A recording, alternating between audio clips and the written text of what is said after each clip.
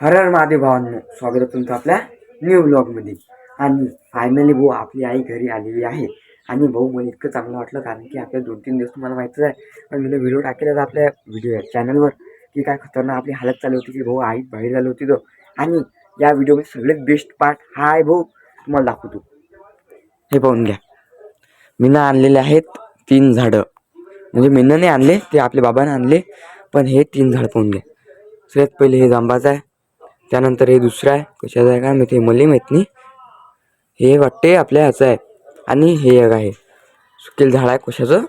आणि हे आता आपण लावू, कारण की सगळ्यात जास्त बेस्ट पार्ट हा आहे की आपण भाऊ झाडं आणले. आणि आता झाडं लावायचं सगळ्यात मेन कारण आहे, कारण की आता टेम्परेचर खूप वाढीन, उन्हाळा आहे आणि टेम्परेचर खूप वाढीन भाऊ. आणि आपल्या गावात कसं चालू आहे काय, डायरेक्ट कोणतंही झाड कापून टाकते, काहीच विचारत नाहीत भाऊ कोणाले.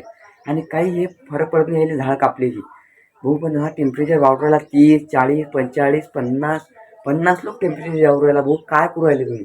शहरात भाऊ लोक झाडं लावून राहिले, पण गावात लोक झाडं कापू राहिले. हे पाहून घे, माझ्या घरात पाहून घे किती झाड आहेत. तर हे झाड आहे, हे झाड आहे, हे झाड आहे. आणि सगळ्यात मेन आपलं तुळशीचं झाड आहे.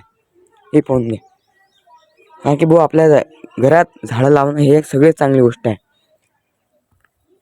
कारण की त्यानं काय होते माहिती का, एक्यूआय प्रेशर सर्वात चांगला राहते. कारण की एक्यूआय प्रेशर जितका चांगला राहिला, तितका आपल्याला बेस्ट ऑक्सिजन घेतल्या. तुम्हाला तर समजलं असेल भाऊ, कारण तुम्ही जर शिकेल असताना तुम्हाला माहिती आहे एक्यूआय प्रेशर काय असते तर.